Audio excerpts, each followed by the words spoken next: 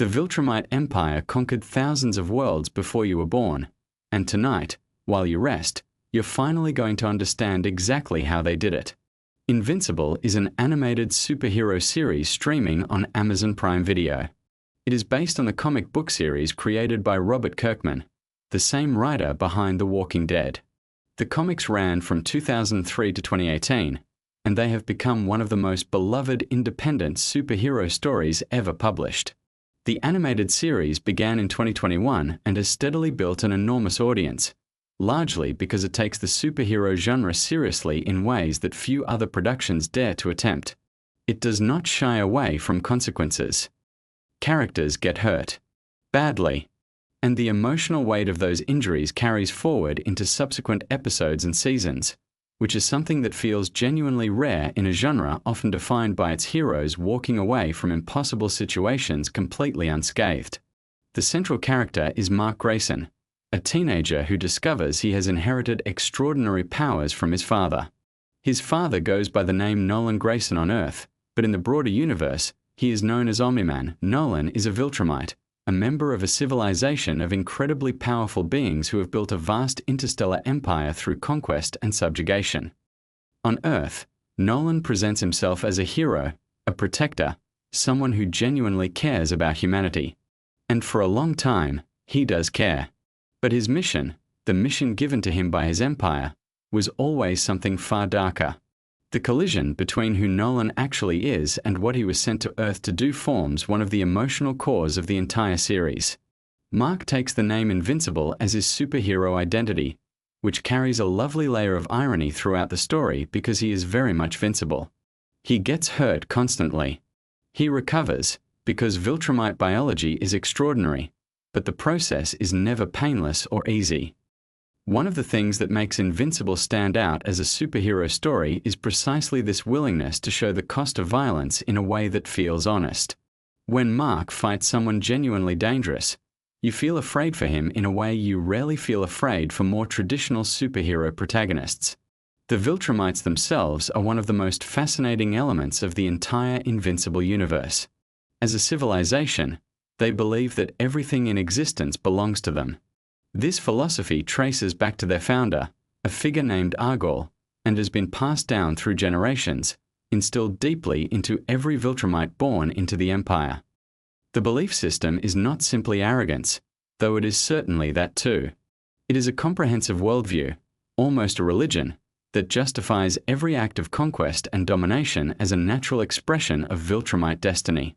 Understanding this helps explain why individual Viltrumites who might otherwise seem monstrous are operating from a deeply held internal logic that makes complete sense to them. At the top of the Viltrumite hierarchy sits Grand Regent Thrag. He is, without question, the most powerful Viltrumite in the universe. He was raised from birth to embody everything Argol's philosophy represents.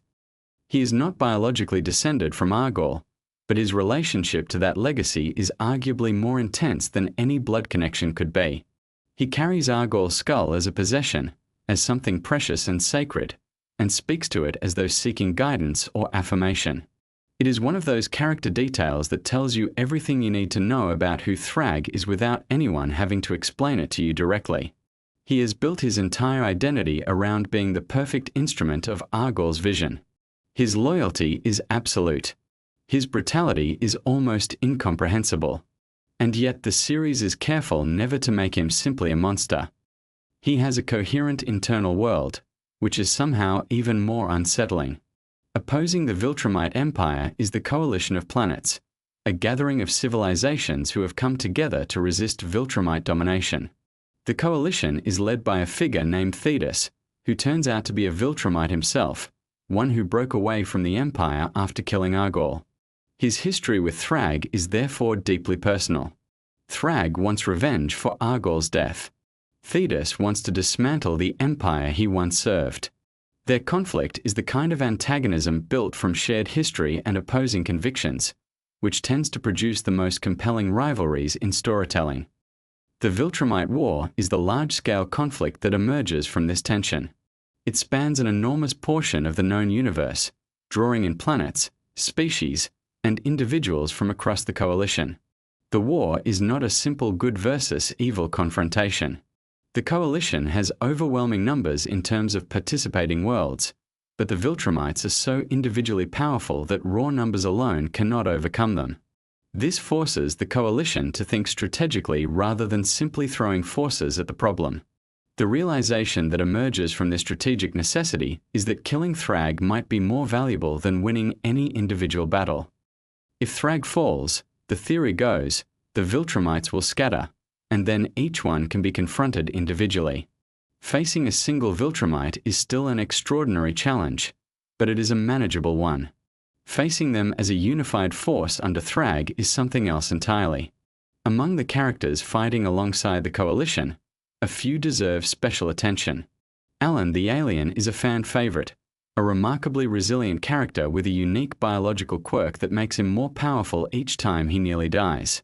His body literally evolves in response to near-death experiences, developing new capabilities to handle threats that almost killed him before. The catch, of course, is that he has to survive those near-death experiences for the evolution to kick in. This makes his role in dangerous situations genuinely tense because you are always aware that the line between evolution and actual death is a very fine one. Tech Jacket is another member of the Coalition's more capable fighters, a character who relies on advanced technological equipment rather than innate biological power. The dynamic between Alan and Tech Jacket provides some of the lighter moments in what is otherwise a very intense storyline, including stretches where they pass time playing video games generated on the fly by Tech Jacket's suit. It is a small human touch in an otherwise cosmic conflict, and it works beautifully. Battle Beast is perhaps the purest distillation of a particular kind of character archetype. He loves fighting, not in an aggressive or angry way, but with genuine, almost childlike enthusiasm. If anyone in the middle of an interstellar war can be said to be having a good time, it is Battle Beast. He is voiced by Michael Dorn, who longtime Star Trek fans will immediately recognize from his years playing Worf in The Next Generation. The casting choice is inspired because Dorn's distinctive voice brings exactly the right combination of weight and gravitas to a character who could easily come across as ridiculous but instead becomes genuinely compelling. Omni-Man's journey throughout the series is one of the most emotionally complex arcs in recent animated television. He began as a villain, or at least as someone executing a villainous mission, but the series has consistently refused to let that be the final word on who he is.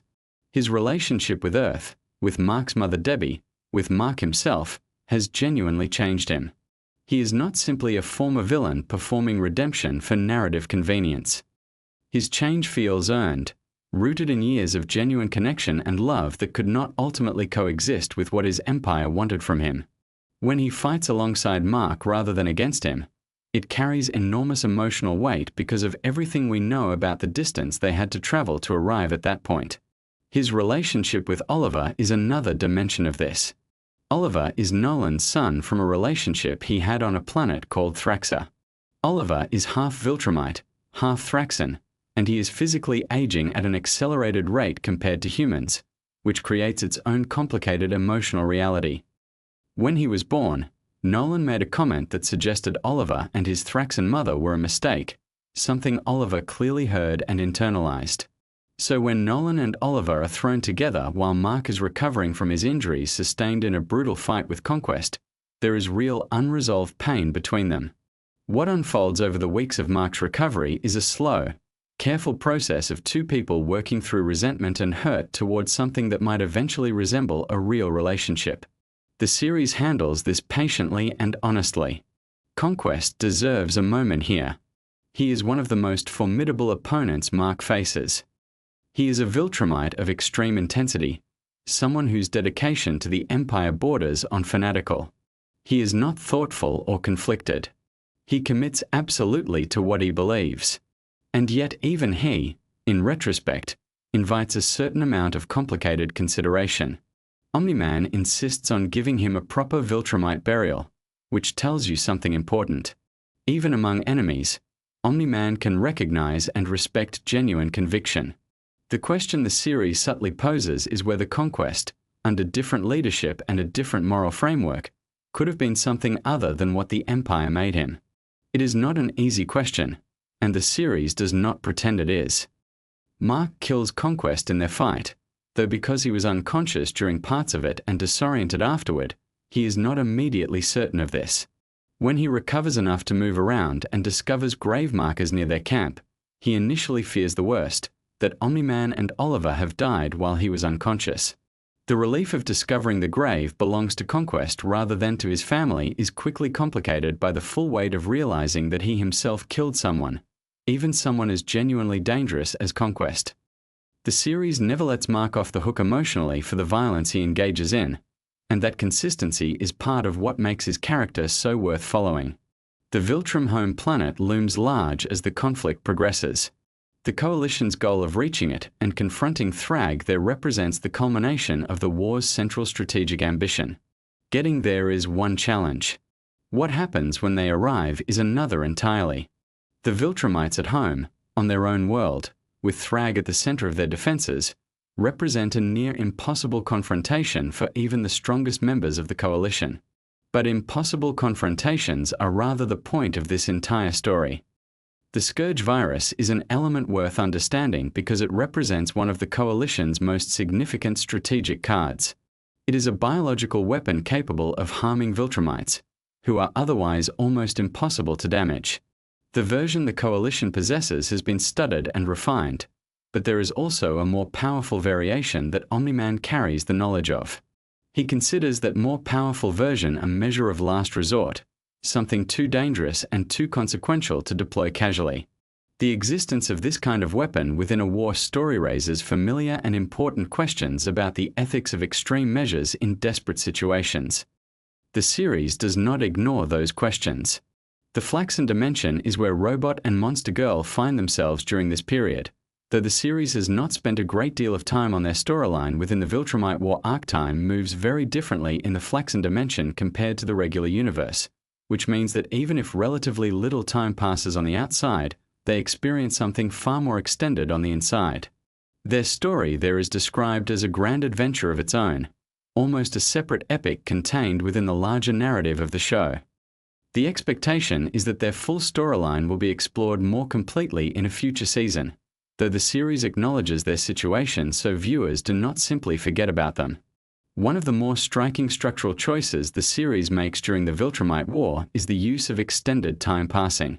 Mark's recovery from his injuries takes approximately 2 months, and rather than skipping over that time, the series uses it. The world keeps moving during those weeks. The war progresses. Relationships develop. Oliver's rapid aging continues. Omni-Man processes his complicated history. The episode does not treat the healing period as a narrative inconvenience to be explained away, but as actual story time with actual emotional content. This approach requires patience from the audience, but it pays off in the depth it adds to the relationships we are watching develop. Thetis, as a character, occupies a position of immense moral complexity. He killed Argol, which set in motion the conditions for the Viltrumite War itself.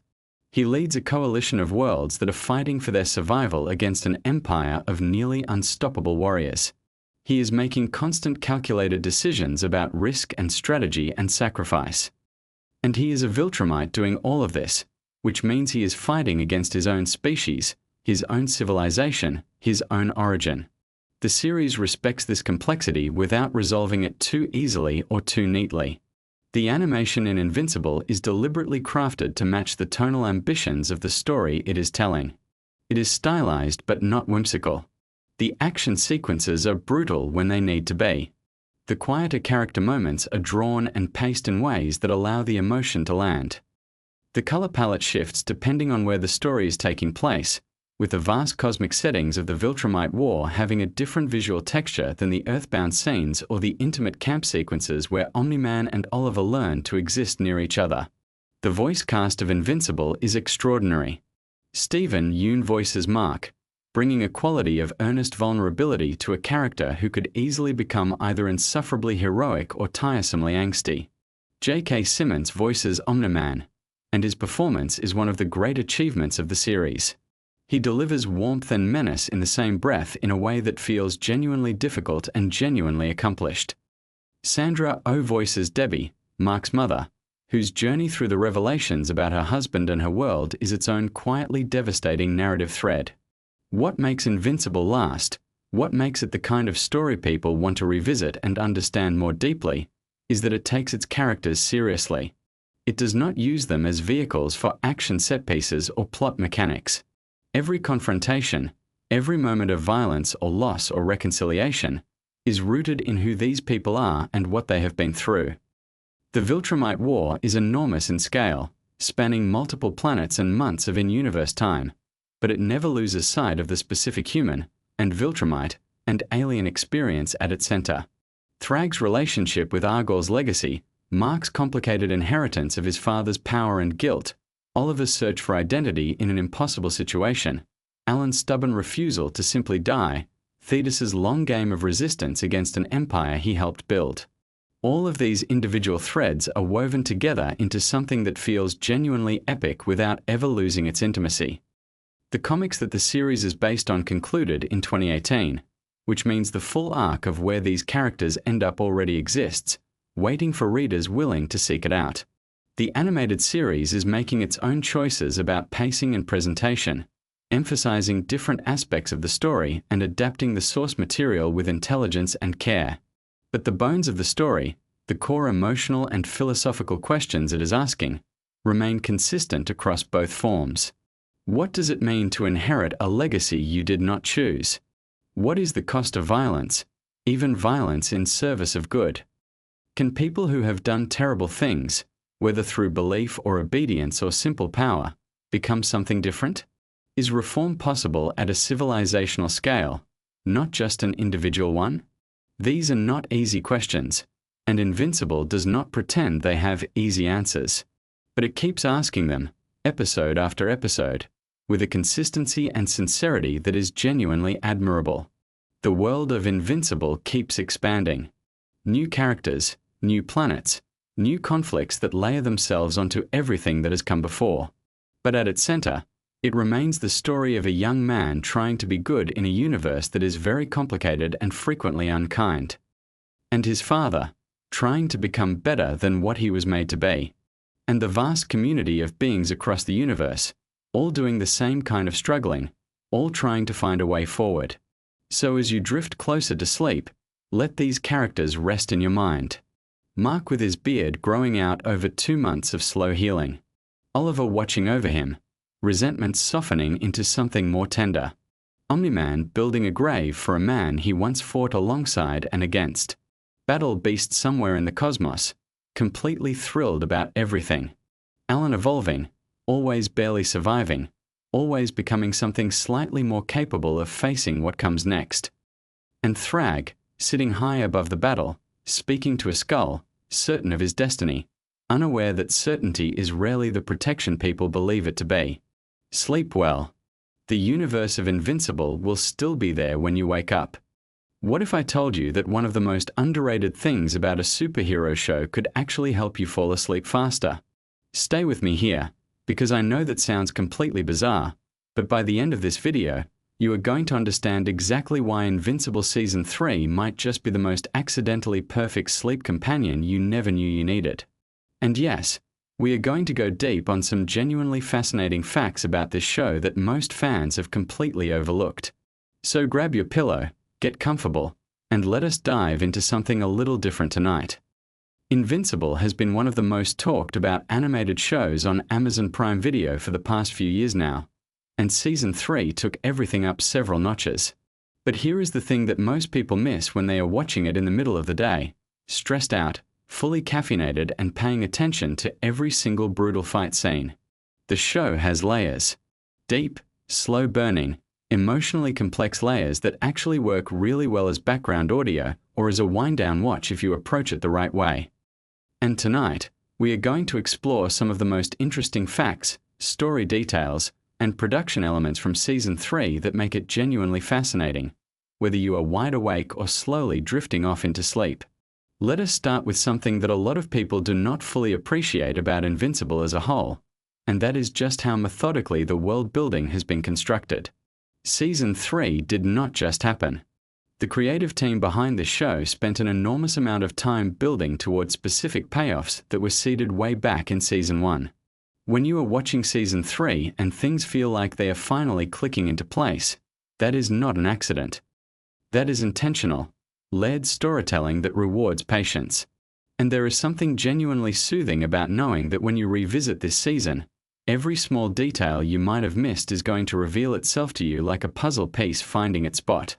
The voice cast in Season 3 continued to be one of the most impressive assemblies of talent in animated television. Steven Yeun brings Mark Grayson to life with this quiet intensity that actually has a really calming quality to it during the slower scenes. His voice carries this kind of tired determination, and honestly, there is something very relatable about that energy, especially late at night. When Mark is processing the weight of being invincible, of carrying responsibilities that feel impossible, his conversations have this hushed, exhausted quality that does not demand your full alertness. It meets you where you are. And speaking of voice performances, J.K. Simmons as Omni-Man is just extraordinary in this season. Without giving away every detail, the dynamic between Nolan and Mark in Season 3 reaches emotional depths that the earlier seasons were building toward. What is interesting is that Simmons brings this low, measured, almost contemplative quality to Nolan in the quieter moments. The character has evolved significantly from a shocking figure we met in Season 1, and that evolution is reflected in the way his voice has softened in certain scenes.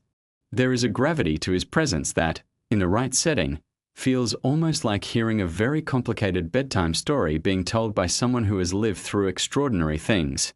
Now let us talk about something that is genuinely fascinating from a production standpoint.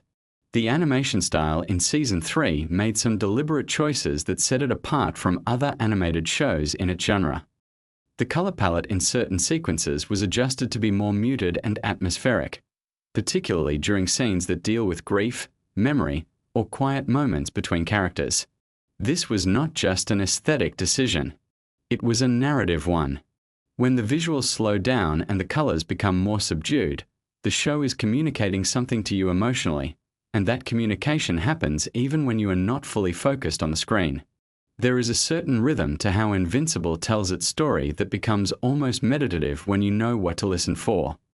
The show alternates between periods of intense action and these really long stretches of character conversation and emotional processing. And it is actually those quieter stretches that make up a significant portion of Season 3. Characters sitting with their feelings. Characters talking through impossible choices.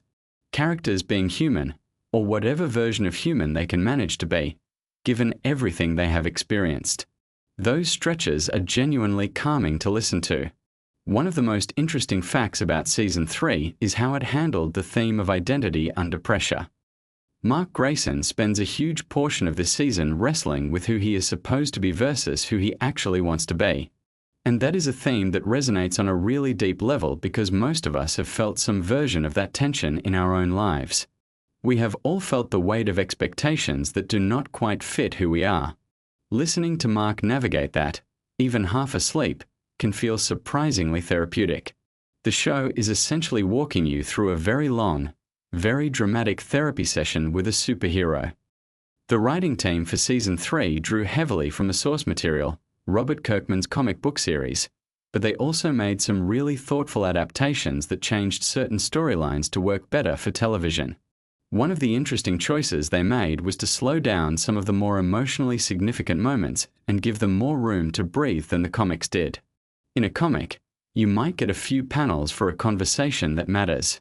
In the show, that same conversation might stretch over several minutes, with long pauses, careful expressions, and music that fills the space between words. Those extended emotional moments are exactly the kind of thing that works beautifully as sleep audio. Let us talk about the music for a minute, because the score for Invincible Season 3 is genuinely underappreciated. The composers working on this show understand that a superhero story is only as powerful as its quieter moments, and the music they wrote for those moments is really something. There are pieces in the score that are built around slow string arrangements and gentle piano figures that would not feel out of place in a meditation playlist. The contrast between the intense action music and the softer, more reflective pieces is one of the things that gives the show its emotional texture, and it is also one of the reasons that certain episodes feel genuinely relaxing to revisit after you have seen them for the first time. The show does something really clever with its pacing that I want to highlight because it is relevant to why it works so well as a wind-down experience. Invincible Season 3 tends to open its episodes with something intense or confrontational, but then it spends the majority of the episode processing the aftermath of that intensity. So if you are using the show as a sleep companion, you might experience a little bit of adrenaline at the start of an episode and then gradually descend into a much calmer, more reflective space as the episode progresses. That is actually a pretty good structure for winding down. Your body gets a small signal that something is happening, and then it slowly relaxes as the episode settles into its emotional core. One of the facts about this season that not everyone picked up on is how much attention was paid to the small, domestic moments between characters. Mark and Amber, Mark and his mom Debbie, Mark and his friends. These relationship scenes are written with a specificity and warmth that feels very grounded compared to the cosmic scale of the action sequences. And when you are trying to fall asleep, those grounded, human moments are the ones that your brain can hold onto without getting overstimulated. They are familiar. They feel like something you might actually experience. And that familiarity is comforting. Debbie Grayson, voiced by Sandra Oh in a performance that honestly deserves more conversation than it gets, has a significant storyline in Season 3 that deals with grief and rebuilding. Sandra Oh has this extraordinary ability to convey enormous emotional weight with very little, and there are moments in this season where you could close your eyes and just listen to her voice working through something complicated and feel genuinely moved. That kind of performance does not require your full visual attention. It communicates completely through sound, which makes it perfect for the kind of half-awake, drifting state that comes just before sleep. Now, something that is really interesting about the world of Invincible that Season 3 expanded on significantly is the concept of the Global Defense Agency and the various organizations trying to manage superhero activity on Earth. These scenes, which deal with bureaucracy, strategy, and long-term planning, are honestly some of the most gently stimulating content in the show. They are interesting enough to give your brain something to process, but not so intense that they keep you fully alert. Cecil Stedman, voiced by Walton Goggins with this wonderfully dry and measured delivery, is particularly good in these scenes. His voice has an almost hypnotic quality in the right context. Let us talk about something that goes a little deeper into why narrative content works so well for sleep. There is actual science behind the idea that story listening can help you fall asleep. When your brain is engaged with a narrative, it has something to focus on that is not your anxiety, not your to-do list, not the thoughts that tend to spiral when you are lying in the dark. The narrative gives your mind a gentle track to follow, and as you get more tired, your grip on that track loosens naturally, and you drift off. Invincible works particularly well for this because the story is complex enough to be interesting but familiar enough, once you have watched it, that nothing is going to genuinely surprise or alarm you. And that brings up another really interesting point about Season 3 specifically.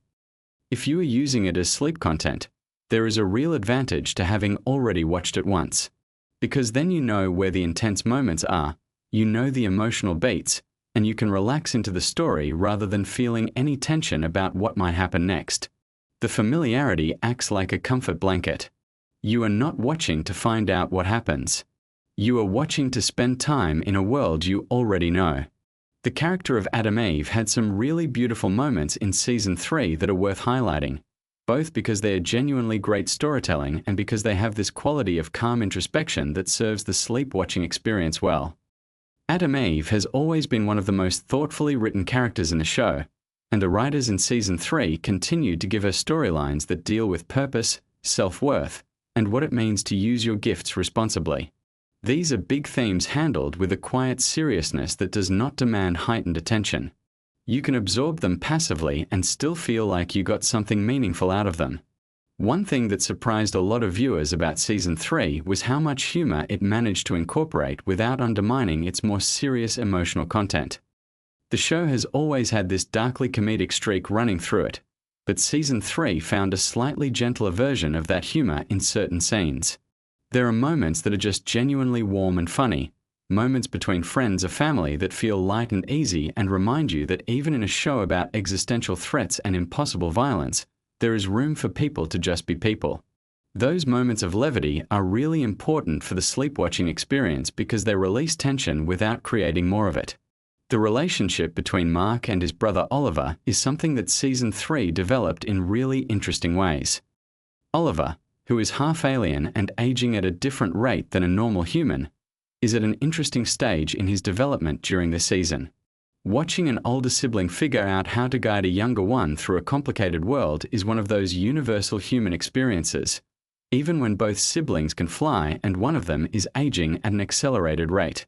That dynamic, played out in quiet conversations and shared moments, has a tenderness to it that is genuinely calming. Another production fact that not enough people talk about is the level of detail that goes into the background design of Invincible. The world that the animators have created is incredibly rich, full of little details that reward close attention but also create a sense of fullness and depth that registers even when you are not actively looking for them. This matters for the sleep experience because a richly detailed world feels safe and complete in a way that a sparse or incomplete one does not. Your subconscious picks up on those signals even when you are not consciously processing them. Let us spend a moment on the cosmic elements of Season 3, because this is where the show does something genuinely interesting from a sleep science perspective.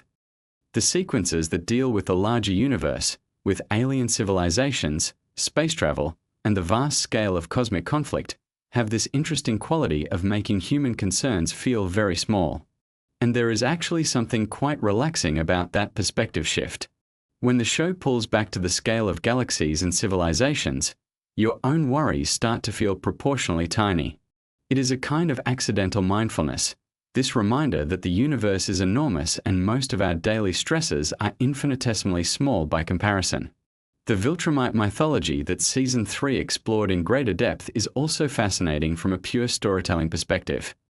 Learning more about the culture, the history, and the internal conflicts of the Viltrumite race adds this epic, almost mythological quality to the show that is really engaging without being stressful.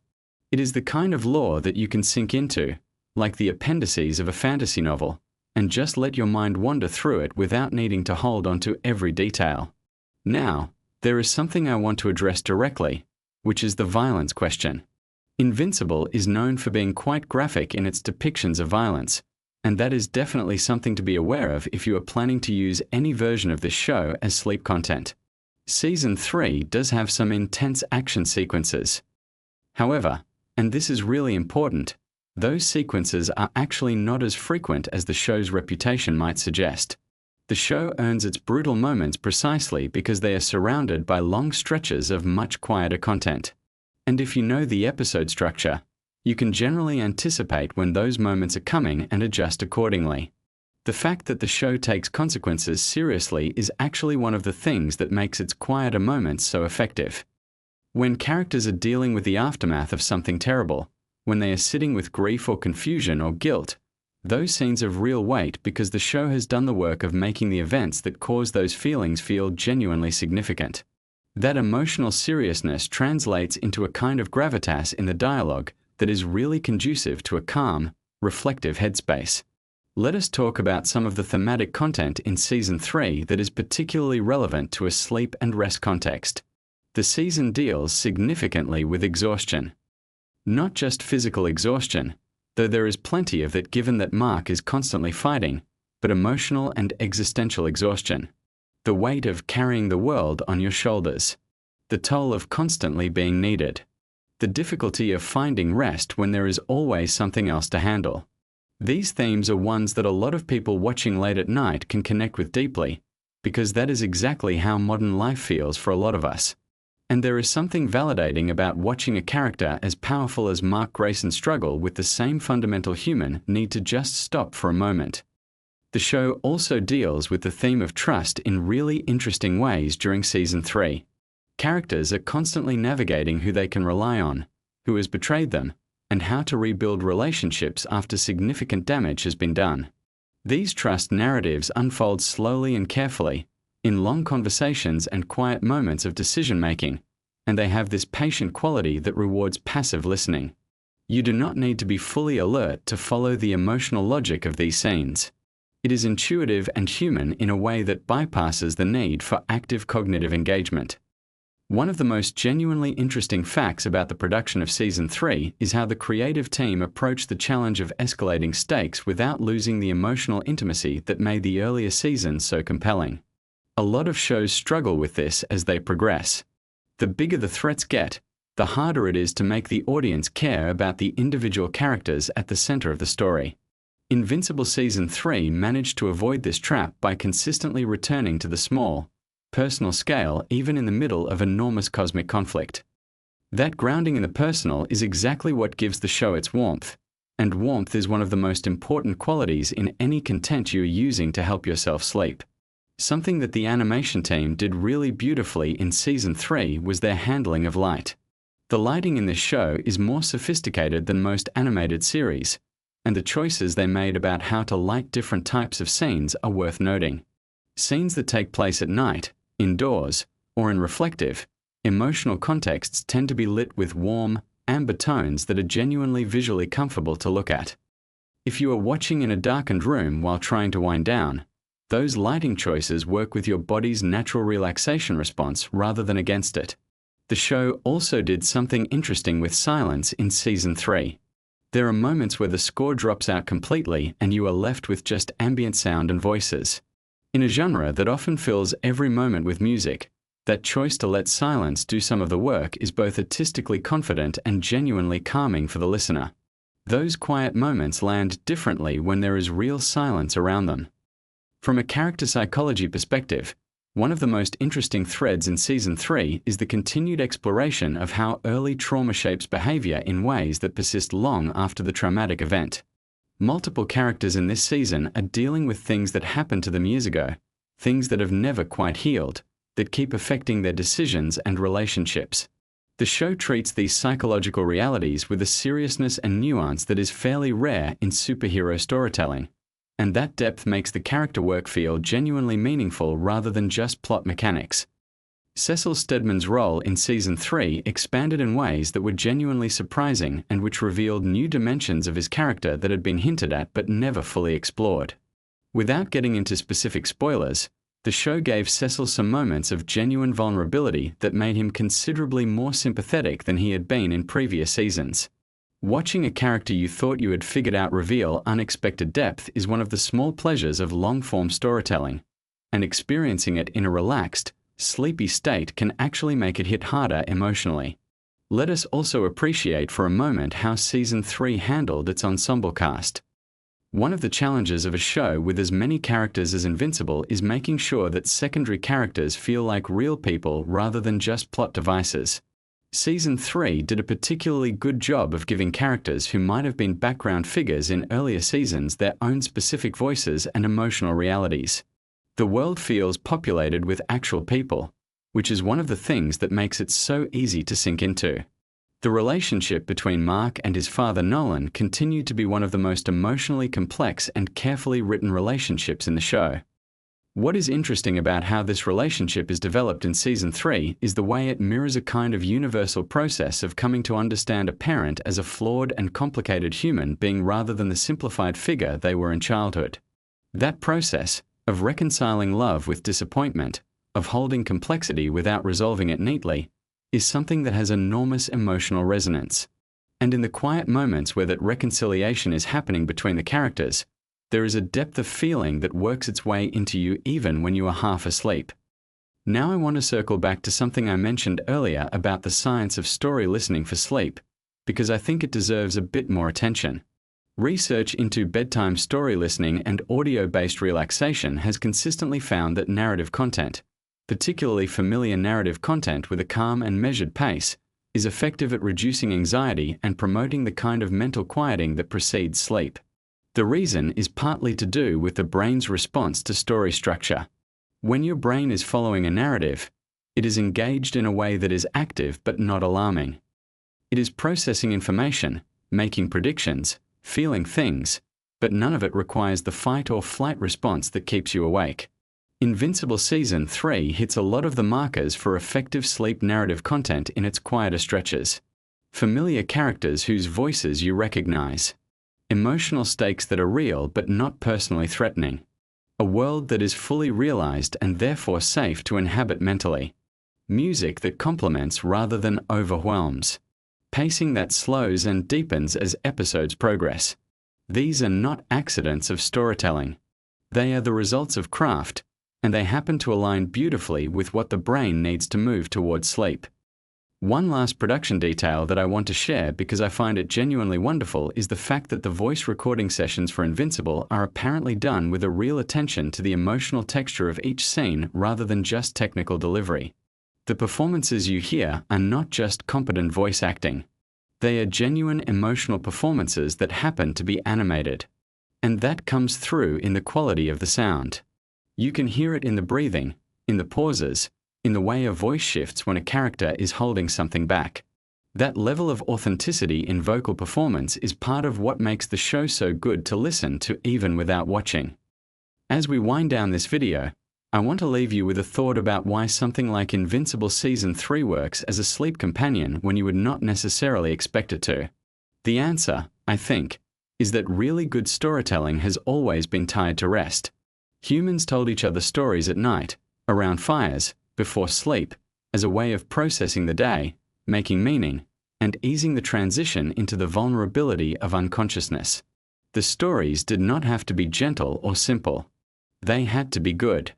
They had to hold attention just enough, move the emotions enough, and then release you into the darkness. Invincible Season 3, particularly in its quieter and more reflective stretches, does exactly that. It gives your mind something worth following. It takes your feelings somewhere real.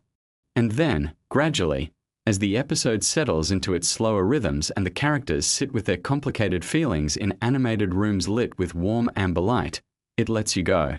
It does not demand that you stay. It just keeps talking, keeps being itself, and somewhere in the middle of all that complicated, beautiful storytelling, you drift off. And honestly, there are worse things to drift off to than a story about someone trying to figure out who they are, what they owe the world, and whether it is possible to be good in circumstances that make goodness extraordinarily difficult. So tonight, if you are struggling to sleep, consider putting on an episode of Invincible Season 3. Not the action-heavy ones if you can help it, though honestly even those settle eventually. Put on one of the quieter, character-driven episodes. Turn the brightness down a little. Close your eyes or let your gaze go soft. Let the voices of these characters, these exhausted, complicated, trying their best characters, carry you somewhere. You might be surprised how quickly you find yourself at the edge of sleep, balanced right there on the threshold, with a story still unfolding softly around you. Thank you so much for spending this time here with me tonight. If this kind of video resonates with you, if you like the idea of exploring interesting facts about shows and stories in a way that is designed to help you relax and wind down, then please hit subscribe and let me know in the comments what show or story you would like to explore next. I read every single comment and your suggestions genuinely shape what I make. Sleep well. Take care of yourselves. And remember that rest is not a luxury. It is the foundation of everything else. Good night. Robert Kirkman built two of the most brutal, emotionally devastating fictional worlds in modern storytelling. And the second one, the one fewer people talk about, might actually be the more ambitious of the two. Invincible is an animated superhero series based on a comic book created by Robert Kirkman, the same person who created The Walking Dead. The show follows Mark Grayson, a teenager who inherits superpowers from his father, a man known as Omni-Man, who is secretly one of the most powerful beings in the universe. On the surface, it sounds like a fairly standard superhero origin story. But Invincible has always been far more interested in the complicated, messy, emotional side of what it actually means to have that kind of power. And the deeper you go into its mythology, the more intricate and genuinely fascinating the whole thing becomes. One of the most interesting creative decisions in the show is how it handles the concept of suits and costumes. In most superhero stories, a costume change is just a visual refresh. But in Invincible, the suit Mark wears carries enormous symbolic weight. He started with a yellow and black suit that felt bright, optimistic, and full of hope. Then he transitioned into a darker blue suit, which the show's own creator Robert Kirkman compared to Spider-Man's black symbiote costume. The idea being that when a hero goes through a darker period internally, that darkness manifests visually. The blue suit represented Mark at his most burdened, his most conflicted, his most emotionally heavy. And the return to the yellow suit signals something shifting inside him. A small but meaningful step back toward the version of himself he wants to be. There is something quietly profound about that idea. The notion that what we wear, or how we present ourselves to the world, can reflect where we are emotionally. Most of us intuitively understand this. We have all had days where we just throw on something comfortable because we cannot manage anything else. And we have all had moments where getting dressed with intention felt like a small act of reclaiming ourselves. Invincible just scales that idea up to a superhero universe and makes it part of the story. Let your breathing slow down a little. Feel the weight of wherever you are resting. We have so many more interesting things to talk about. The Invincible universe has a surprisingly deep and layered cosmology. Most superhero stories keep their mythology relatively contained. But Invincible goes somewhere genuinely unexpected with the way it structures reality itself. In the story, the universe has existed through multiple cycles, referred to as ages. The current version of reality that all the characters inhabit is actually the 6th iteration.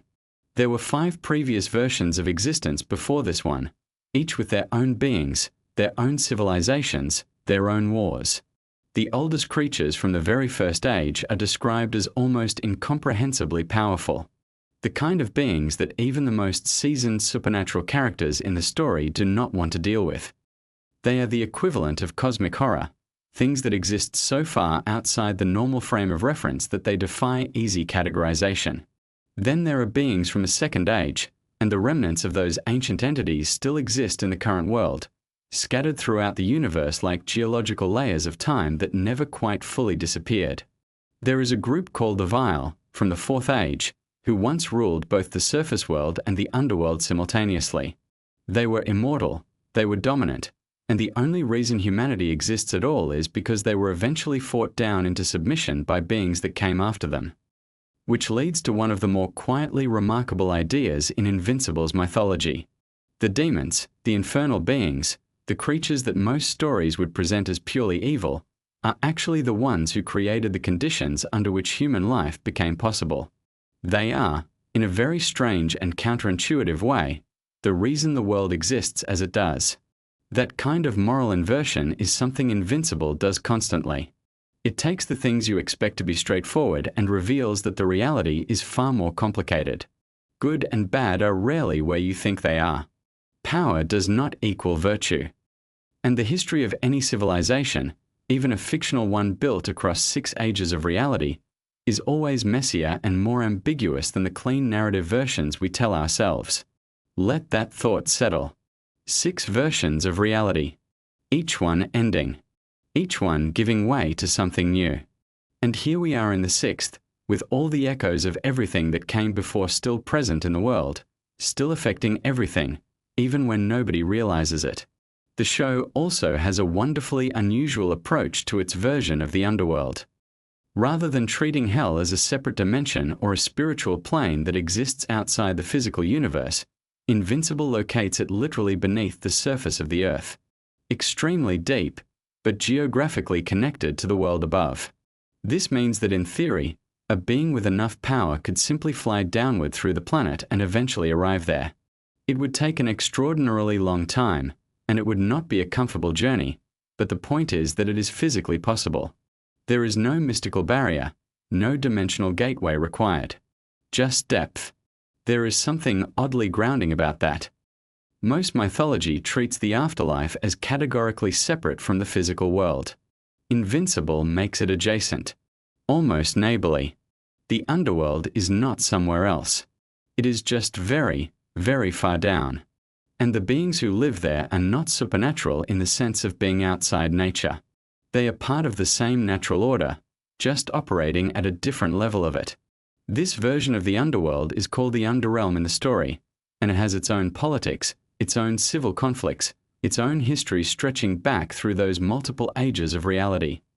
The idea that even a place as extreme as hell has internal factions, competing interests, and long-standing grudges is somehow both funny and deeply logical. Of course it does. Why would any collection of powerful beings agree on everything? Why would any civilization, no matter how dark or unusual, be monolithic? Your shoulders can relax now. Feel any tension just releasing. We are just talking about interesting ideas. There is nothing you need to do with any of this.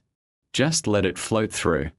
One of the most compelling ongoing threads in Invincible is the relationship between Mark and his father. Omni-Man, whose real name is Nolan Grayson, arrived on Earth as part of a plan by an alien empire called the Viltrumites.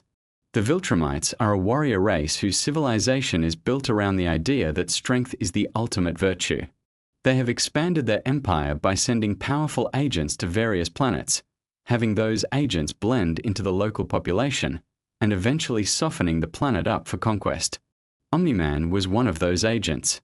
Mark was the result of him having a family while embedded on Earth. The central tragedy of the early part of the story is discovering that the person Mark looked up to more than anyone in the world had an agenda that ran completely contrary to everything Mark believed in. And yet, the show does not treat Omni-Man as simply a villain, because the truth is more complicated than that. Nolan actually did develop genuine love for his family. He genuinely does care about Mark in ways that conflict with everything his civilization trained him to value. He is a person caught between two irreconcilable versions of himself, and watching him slowly try to navigate that is one of the more emotionally honest things the show does. The Viltrumite War is one of the major arcs in the larger story. The Viltrumites, despite being this terrifyingly powerful empire, actually have a surprisingly small population. A plague wiped out the vast majority of their civilization at some point in the past. They need to repopulate. And this is part of why they have been seeding other planets. They need humans and other species to help rebuild their numbers, which adds yet another layer of complexity to their actions. They are not simply conquerors for the sake of conquest. They are a civilization in crisis, doing increasingly terrible things in service of survival. There is a real-world resonance to that. The way desperation can transform a society. The way the internal logic of a culture under pressure can justify things from the inside that look monstrous from the outside. Invincible is not trying to excuse the Viltrumites, but it is trying to make you understand them. And understanding is not the same as forgiving. Just breathe. Nice and slow. These are just ideas drifting past. You do not have to hold on to any of them. The animation style of Invincible is deliberately crafted to contrast tonal extremes. The show can look bright and clean and almost Saturday morning cartoonish in one moment, and then completely visceral and intense in the next. This was an intentional creative choice. The visual warmth of the animation style creates a kind of cognitive dissonance when things get dark, making the difficult moments feel even more jarring because they exist inside a world that looks like it should be safe. Robert Kirkman has talked about how this contrast was always part of what made the original comics work. The genre is superhero. The aesthetic is accessible. But the emotional and moral content goes places that most superhero stories do not. And by wrapping difficult ideas inside a familiar package, the story gets to do things that a more obviously grim presentation would not be able to do as effectively. You are comfortable. You are engaged. And then something happens that genuinely surprises you. The show also has a wonderful relationship with humor. Even in its darkest episodes, there is comedy woven through. Sometimes this comes from the characters themselves, their reactions and banter. Sometimes it comes from the show being meta about its own production. The animators have built in visual jokes about the economics of animation, moments where the camera cuts away from something that would have been expensive to animate, or where characters reference the difficulty of what they are being asked to do in ways that wink at the audience. There is something endearing about a show that is confident enough in its own identity to make jokes about its own limitations. It says something about the creative culture behind Invincible that even the constraints become part of the storytelling. When you cannot afford to show the giant battle, You make the act of not showing it funny. That is good writing. Let your mind wander a little. We are talking about a fictional universe, but all the best fictional universes feel like they open doors into real questions about how the world works. One of the recurring themes in Invincible is the question of moral absolutes. Mark starts the series with a fairly simple ethical framework. Heroes do not kill. There are always other options. Violence is a last resort, and even then something to be ashamed of. And then reality keeps pushing back against that framework. Situation after situation arises where the clean ethical answer does not exist, where every available option has a cost, where doing nothing is itself a choice with consequences. This is not a show that glorifies violence. Quite the opposite. Every act of violence in Invincible has weight. There is always something lost. But the show is equally unwilling to pretend that pacifism is always available as an option. Sometimes the world puts you in situations where refusing to act causes as much harm as acting. And learning to live with that complexity, to make difficult choices and keep going, is presented as part of what maturity actually looks like. Most superhero stories avoid this question by engineering situations where the hero always has a clean out. Invincible is specifically interested in the situations where there is no clean out. And watching Mark develop the emotional and moral vocabulary to navigate those situations is one of the most genuinely compelling character arcs in recent animated television. Your body is probably feeling quite heavy now. That comfortable, sinking feeling of being close to sleep. Stay with that. These ideas will still be here, drifting. The character of Damien Darkblood is one of the more interesting supporting players in the Invincible universe.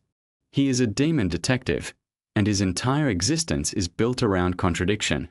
He is a creature of the underworld who functions as an investigator of truth.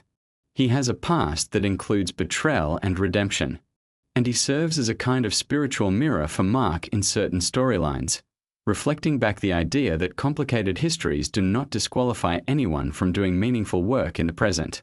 The idea of a detective in hell is funny on its face, but it also opens up interesting questions. What does it mean to seek truth in a place defined by deception and punishment? What does justice look like in a context where every soul there presumably did something to end up there? The show does not answer these questions exhaustively, but it asks them, and the asking is valuable. There is a moment in the story where Damien gives Mark something that functions as the highest compliment he can offer. He tells Mark there is a detective inside him. What he means is that Mark has the capacity to look at a complicated situation, resist the easy answer, and keep searching for what is actually true.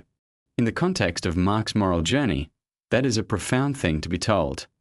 Especially by someone who has spent existence in a place built around things being what they appear to be rather than what they actually are. Let that image rest in your mind. A detective in hell, looking for truth in the most unlikely place. Sometimes that is what growing up feels like too. Trying to find something solid and real in situations that seem designed to obscure it. The world building in Invincible extends beyond the supernatural. The Viltrumite civilization has its own history, its own culture, its own internal logic. Their obsession with strength is not simply arrogance. It is the product of a species that survived by being the most powerful force anywhere they encountered. Their values formed around that survival pressure and calcified over millennia into something that looks from the outside like cruelty but feels from the inside like pragmatism. They believe weakness is genuinely dangerous, not just for individuals but for civilizations. And their history gives them some evidence for that belief, even if the conclusions they draw from it are ones most people would reject. Understanding how a culture's values emerge from its history is one of those endlessly interesting threads to pull on.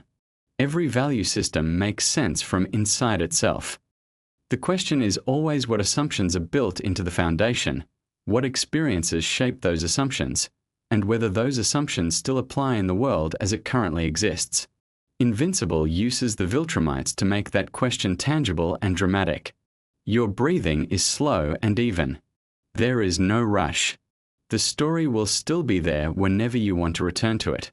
One of the smaller but genuinely charming details of the Invincible universe is the way it handles the existence of monsters. Not narrative monsters or metaphorical monsters, but actual large creatures that appear throughout the story. The explanation for these beings is that they are remnants, leftover traces of previous ages of reality. The universe has reset itself multiple times, and each time it does, not everything from the previous version simply vanishes. Some things persist. Some things survive the transition. The older the creature, the more powerful it tends to be. The oldest surviving beings from the earliest ages of reality are so far beyond the scale of anything in the current age that even the most powerful current beings are cautious about engaging with them. They are not evil in any conventional sense. They are just ancient, predating any framework of morality or civilization that currently exists. They are, in a sense, the universe's memory of itself. There is something poetic about that. The idea that even after everything ends and everything begins again, some things remain. Some things carry through. The universe forgets everything except what refuses to be forgotten. And perhaps that is a thought to carry into sleep with you tonight. That things persist. That the interesting, complicated, layered history of anything, a civilization, a universe, a person, does not simply vanish. It accumulates. It echoes. And sometimes those echoes are the most important part. Invincible is a show that takes superhero storytelling seriously while never losing its sense of play. It builds a universe with genuine depth and then populates that universe with characters who feel like they have real interiority, real histories, real contradictions. The moral questions it raises are not simple. The answers it offers, when it offers them, are not clean. But that is what makes it interesting. That is what makes it worth paying attention to. The Viltrumite war that looms over the current story is not just a military conflict. It is a reckoning. For Mark, for Nolan, for the whole question of what Earth is and what it deserves to be. The stakes are not just physical. They are existential in the most literal sense. And the way the story is building toward that reckoning, layering in mythology and character development and moral complexity, suggests that whatever comes next will be worth the wait. But for now, there is nothing you need to do about any of that. The story will unfold in its own time. The Viltrumites will have their war. Mark will figure out who he is. Damien Darkblood will investigate whatever needs investigating. And somewhere deep beneath the surface of a fictional Earth, in a place called the Underrealm that is not quite hell and not quite anywhere else, beings from the fifth age of reality will continue their ancient conflicts. You can let all of that drift now. Let the images go soft. The yellow suit. The deep fall. The old monsters sleeping in the dark. The sixth version of reality, carrying all the echoes of the five that came before. There is something reassuring about a story that takes its own mythology seriously. That builds something with enough depth that even the corners of it are interesting. That treats its audience as capable of caring about complicated things. And there is something reassuring too about the idea at the center of Mark's arc. That it is possible to go through very dark periods and come back. That the yellow suit was always there, kept waiting, because the person who made it believe that eventually the one who needed it would find their way back to it. That is a good thought to rest with. Things kept in good faith. Things waiting patiently. People finding their way back to who they want to be, one small decision at a time. Sleep well. The universe is very large and very old and very interesting, and it will all still be there when you wake up. Robert Kirkman built one universe where civilization collapses, and another where a teenage boy discovers his father has been lying to the entire human race. Settle in, because the second one is far stranger than the first. Invincible is an animated superhero series streaming on Amazon Prime Video, and it is based on a comic book series created by Robert Kirkman. If that name sounds familiar to you, it should, because Robert Kirkman is also the mind behind The Walking Dead.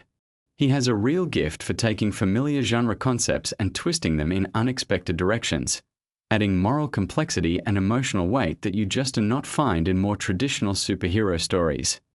Invincible is very much a product of that same sensibility. On the surface, it looks like a colorful animated superhero show, but underneath it is dealing with themes of identity, legacy, trauma, and what it actually means to be good in a universe that does not always reward good behavior. The show follows a teenager named Mark Grayson, who goes by the superhero name Invincible. Mark lives in a world where superheroes are real and relatively common, but his situation is particularly unique because his father, Nolan Grayson, is Omni-Man, one of the most powerful beings on the planet. Nolan is essentially the Superman figure of this universe, beloved by humanity, respected by governments, trusted by everyone. And for most of his childhood, Mark grew up proud to be his son, proud to eventually develop his own powers, and excited to follow in his father's footsteps as a protector of Earth. The show does something genuinely interesting with this father and son dynamic. It builds up that sense of admiration and connection between Mark and his father for long enough that you feel it too as a viewer. You understand why Mark idolizes him. And then when the show reveals that Nolan has been hiding a much darker purpose all along, it lands with real emotional impact. Nolan is not actually from a peaceful civilization. He is a Viltrumite, a member of an extremely powerful warrior race whose true goal is galactic conquest, not protection. The Viltrumite civilization is one of the most compelling elements of the entire Invincible story. These are beings of extraordinary physical power, capable of surviving in space, flying at tremendous speeds, healing from almost any injury, and living for thousands of years. Some Viltrumites in the story are tens of thousands of years old.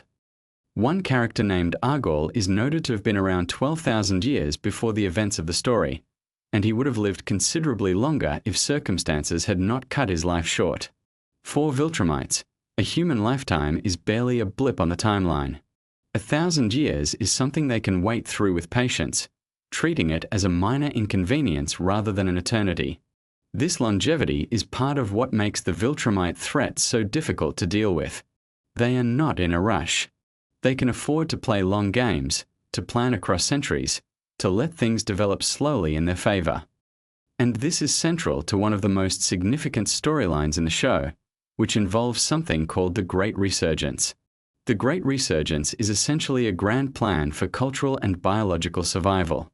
After a devastating conflict reduces the number of pure Viltrumites to a very small group, the remaining warriors are ordered to spread out across Earth, integrate themselves into human society, have children, and rebuild their population from within. The idea is that Viltrumite genetics are so dominant that even half Viltrumite children will carry the strength, speed, and longevity of their Viltrumite parent. Over generations, this would gradually increase the number of Viltrumite-capable beings in the galaxy without requiring a direct military campaign. The number of Viltrumites involved in this plan is specifically confirmed to be 37. 37 individuals scattered across an entire planet, doing their best to blend in with the billions of humans around them. And remarkably, they do a very good job of it. Even sophisticated surveillance systems fail to detect them initially. They take on ordinary lives, ordinary routines, and ordinary social interactions, which for beings who are used to being conquerors and warriors is quite the adjustment. One of the more quietly amusing aspects of this storyline is how differently each Viltrumite handles the task of assimilation. Some take to it more naturally than others. One character named General Craig seems to adapt almost immediately, throwing himself into human life with genuine enthusiasm. He picks up human habits, finds enjoyment in simple pleasures, and shows every sign of someone who has no interest in ever returning to a life of conquest. It is a surprisingly human response from a character who was previously defined entirely by military ferocity. Meanwhile, the character of Anissa faces her own version of this adjustment. Anissa is a Viltrumite warrior who in her natural state is someone you absolutely do not want to encounter on a bad day. The idea of her being instructed to be pleasant, sociable, and non-threatening to the humans around her is inherently loaded with tension. And the show uses that tension well, showing us just how much discipline it takes for someone like her to operate within these new expectations. The architect of all this is Thrag, who holds the title of Grand Regent of the Viltrumite people. This is the highest position among his civilization, and it comes with a very specific mandate. Thrag's primary responsibility, above everything else, is ensuring the survival of the Viltrumite species. That is his purpose, his identity, and the lens through which he views every single decision he makes. When he tells Mark that his role is to guarantee the continuation of his people, he is not speaking dramatically for effect. He genuinely means it in the most literal sense possible. Everything he does traces back to that mission. This creates an interesting dynamic with Mark, whose role becomes increasingly complicated as the show progresses. Mark is half Viltrumite himself, the son of Nolan, and therefore carries that same genetic heritage. Thrag at one point refers to Mark as a kind of Viltrumite savior, someone who, whether he likes it or not, has become central to the survival and continuation of his father's people. This is not a position Mark sought out or is comfortable with, but it is the reality he finds himself in. Mark's struggles in the show are not just external conflicts with powerful enemies. A significant portion of what makes his character compelling is the internal battle he wages with his own anxiety and trauma. As the story progresses through its later seasons, Mark begins experiencing vivid and disturbing hallucinations, particularly around the presence of Thrag. These are not simple nightmares he can shake off in the morning. They bleed into his waking life, into conversations with people he loves, into ordinary moments that suddenly become terrifying. He watches people around him be destroyed in his imagination while trying to hold a normal conversation with them. This psychological deterioration is handled with real care in the show. It does not just exist as a dramatic device. It reflects something true about what happens to a person who has been through sustained trauma and who is carrying the weight of decisions that affect billions of lives. Mark is a teenager, essentially, who has been thrust into circumstances that would be difficult for seasoned veterans to navigate, let alone someone still figuring out who he is. His relationship with Eve, known more formally as Atom Eve, is one of the emotional anchors of the series. Eve has her own remarkable powers, centered around the manipulation of matter, and she has her own complicated history that informs who she becomes throughout the story. Her family background gave her a difficult foundation, full of dysfunction and pressure, and those early experiences echo through the choices she makes as an adult, particularly in some of the more emotionally heavy storylines the show takes on. Eve's powers are connected in interesting ways to her physical and emotional state. During a period when she is going through significant personal changes, her abilities fluctuate in ways that reflect what is happening inside her. This is treated as more than just a plot mechanic. It is a way of showing how deeply her inner world and her outer capabilities are connected. When her powers come back in full, it is not arbitrary. There are real reasons rooted in what her body and mind are experiencing. The show also gives considerable attention to the character of Cecil Stedman, the director of a government organization called the GDA, which stands for the Global Defense Agency. Cecil is one of those characters who exists in a morally ambiguous space that the show refuses to resolve into simple good or bad. He cares about protecting humanity, genuinely and deeply. But he is also willing to use methods and make decisions that cross lines most people would consider unacceptable.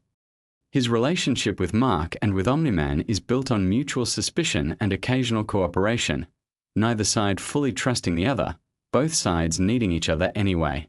When Cecil discovers that 37 Viltrumites have been living among the human population without detection, his reaction is one of genuine shock and anger.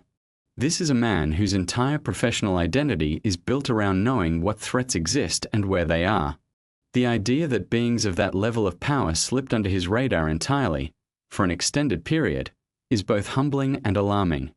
It forces a recalibration of what he thought he was capable of monitoring. On the cosmic side of things, the show introduces viewers to a much larger universe through storylines involving the Coalition of Planets, a multi-species alliance that exists partly in opposition to Viltrumite expansion. A character named Alan, the alien, plays an increasingly important role in the Coalition's leadership, and his arc involves grappling with enormous moral decisions. At one point, he comes into possession of something called the Scourge virus, a biological weapon specifically engineered to be lethal to Viltrumites. The terrible catch is that because Viltrumite genetics have now mixed with human genetics, using the virus would also threaten billions of innocent people. This is exactly the kind of dilemma that Invincible loves to present. There is no clean answer. Using the virus could solve one problem while creating a catastrophe of entirely different proportions. Not using it leaves a threat in place that has the potential to reshape the future of Earth. Alan, for all that he is now in a position of significant authority, is fundamentally a decent person trying to do the right thing in a situation where right and wrong have become deeply entangled. The show also has a storyline involving two heroes named Robot and Monster Girl, who become trapped in another dimension entirely. This dimension, called the Flexen dimension, has a different relationship with time than the regular universe. Time moves significantly faster there, meaning that while very little time may pass for people in the main world, Robot and Monster Girl are experiencing much longer stretches. The adventures and experiences they accumulate there are extensive, and the process of eventually understanding and communicating what happened to them becomes its own narrative challenge. Efforts by the GDA to open a portal to the Flexen dimension in order to rescue them prove complicated and occasionally dangerous, as these kinds of interdimensional experiments tend to be.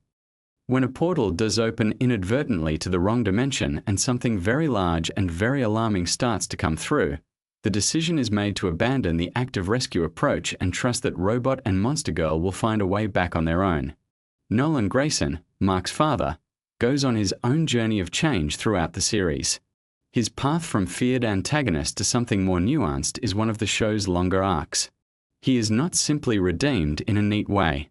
The process is slow, contested, and complicated by the fact that the harm he caused cannot be undone. Characters who were hurt by what he did do not simply forgive him because he has started behaving differently. Debbie, Mark's mother, in particular has to work through years of grief, anger, and betrayal before anything resembling reconciliation can even begin to be considered. The truce that eventually forms between Earth and the Viltrumites is not a comfortable peace. It is a negotiated standoff where both sides understand clearly what the other is capable of and neither wants the alternative. Mark agrees to allow the Great Resurgence to proceed, meaning the Viltrumites continue their project of integrating into human society and having children. In exchange, they do not destroy the planet.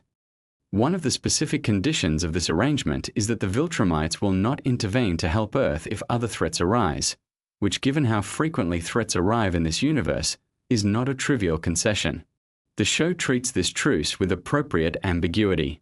It is not presented as a victory in any triumphant sense. It is more like Mark looking at the available options and selecting the one that keeps the people he loves alive in the immediate future, while creating a set of complicated long-term consequences that he will have to live with. When Thrag suggests that Mark has become a savior for the Viltrumite people, there is something genuinely uncomfortable about that framing, because Mark has not chosen that role and does not particularly want it. Throughout all of this, the show maintains its interest in the supporting cast and their own individual stories.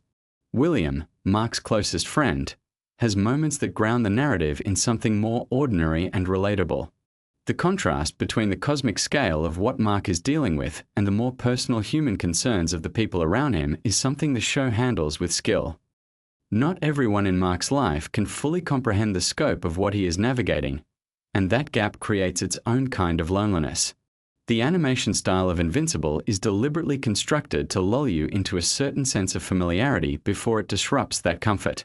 It is bright and detailed, with character designs that feel welcoming and expressive. And then when violence or darkness arrives, which it does in this show, it hits harder because of the contrast. The creative team has spoken about this as an intentional choice rooted in how the original comics worked. The artwork in the comics had a clean, almost cheerful quality that made the darker moments land with more force. Robert Kirkman completed the Invincible comic book series some years before the animated show caught up to those storylines, which means the destination of these characters is already written down somewhere.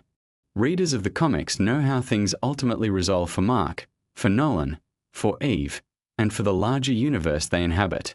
But the show adapts and adjusts as it goes, adding new sequences, altering pacing, and occasionally changing the specifics of how events unfold while maintaining the emotional core of what the comics established. The show has been renewed through its 5th season, with discussions about additional seasons likely happening behind the scenes at Amazon. Kirkman himself has expressed a desire to continue the story for as long as the show runs, and there is plenty of source material to draw from.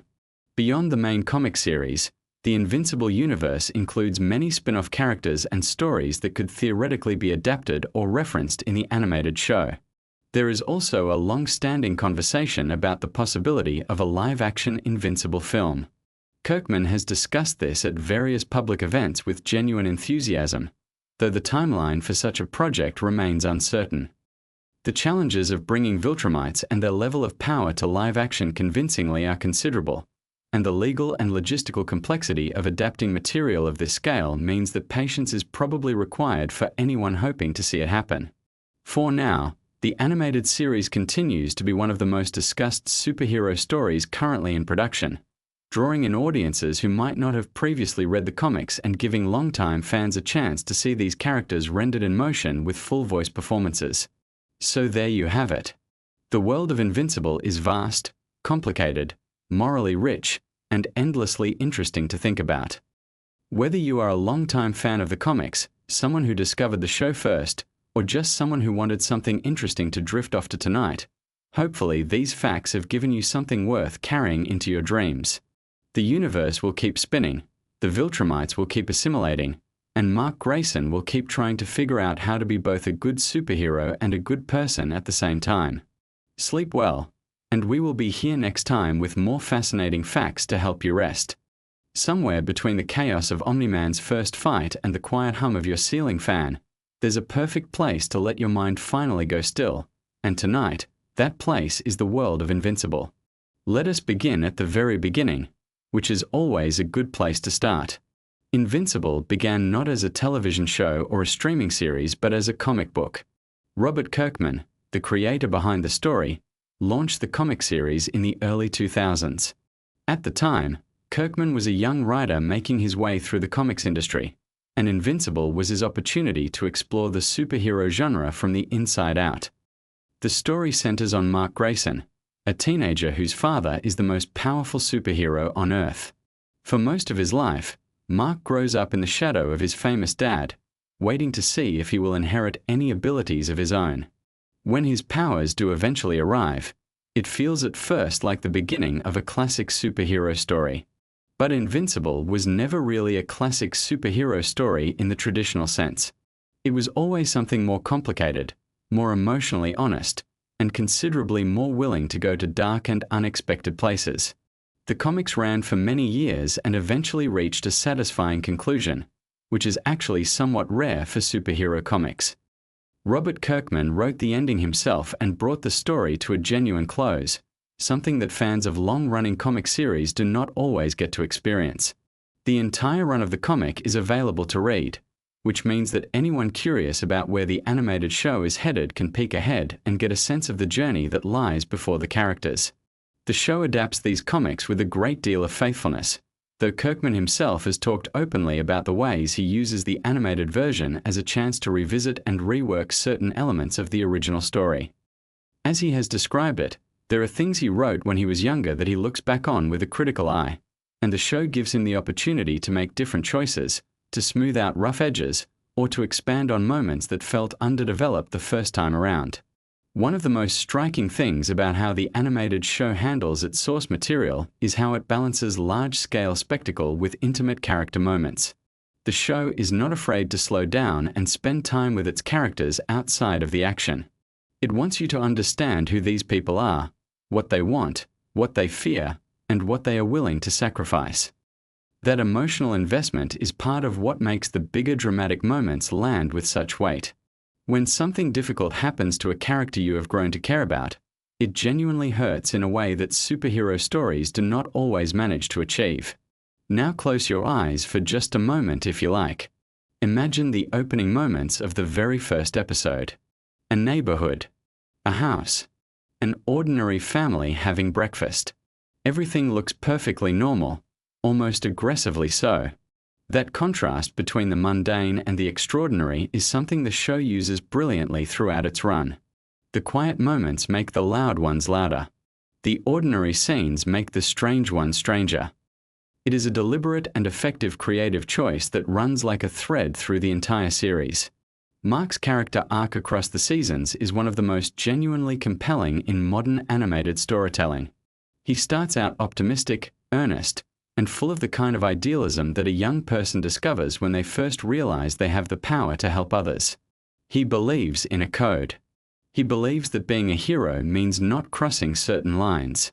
And then the world begins to test that belief in increasingly severe ways.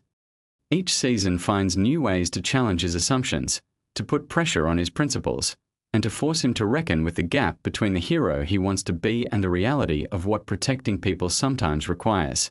It is the kind of character development that takes years to build properly, and the show gives itself the time to do it right.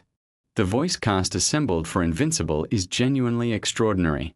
Stephen Yeun brings a warmth and vulnerability to Mark that feels completely authentic. You believe in his hope and you feel his exhaustion. J.K. Simmons voices Nolan Grayson, Mark's father, and the weight and complexity he brings to that role is remarkable. Nolan is not a simple character. He is someone with a long and complicated history, a being who has lived for centuries and carries all of that with him in every conversation and every decision.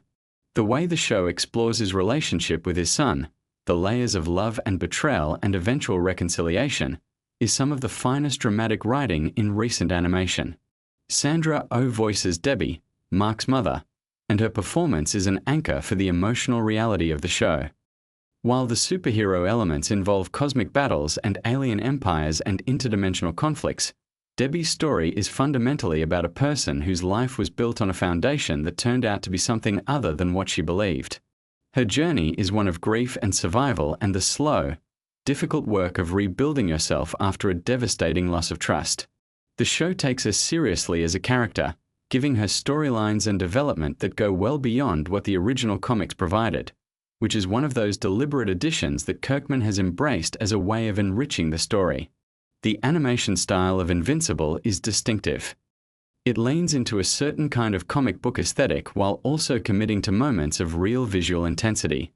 The action sequences do not shy away from consequence. In the superhero genre, there has historically been a tendency to sanitize violence, to make the battles feel exciting and consequence-free. Invincible takes a different approach. The physical reality of these conflicts is made apparent. Characters get hurt. Environments get destroyed. The stakes feel genuine because the show is willing to show you what those stakes actually mean. This commitment to consequence is part of what gives the show its distinctive emotional texture. Let your breathing slow a little as we move deeper into the world of the series. Think about the Viltrumite civilization, the alien empire that forms the backbone of the larger conflict in the story. The Viltrumites are a warrior race, incredibly powerful, nearly immortal, with a civilization built on conquest and the belief that their way is superior. They are not cartoonishly evil in the way that some alien villain races in stories can be. They have their own logic, their own history, their own deeply held beliefs about order and strength and the purpose of the universe. What makes them genuinely frightening is not just their power but the sincerity of their conviction. They believe they are right. That kind of ideological certainty, combined with essentially limitless physical capability, makes for a formidable and fascinating antagonist. The character of Thrag, who emerges as a major figure in the later arcs of the story, is one of the most impressive villains in the entire series. He is not loud or theatrical about his menace. His threat is understated, cold, and deeply serious. He represents the extreme endpoint of Viltrumite philosophy, someone who has internalized every aspect of his civilization's values and pursues them with total relentlessness. Building a character like that takes patience in the storytelling. You introduce them slowly, establish their presence gradually, let the audience develop a sense of who they are before the full weight of that threat becomes apparent.